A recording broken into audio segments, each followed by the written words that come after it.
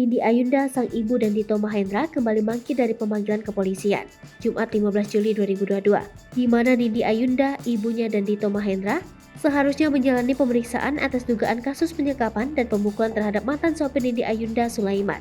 Kasih Humas Polres Jakarta Selatan, Ibtu Niken Lestari mengungkapkan, ini telah kali kedua ketiganya mangkir dari pemeriksaan.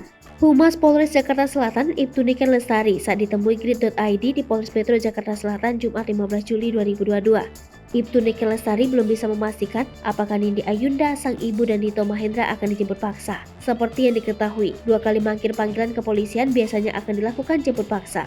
Lebih lanjut, Ibtu Niken Lestari meminta awak media untuk menunggu beberapa hari lagi guna memastikan informasi selanjutnya.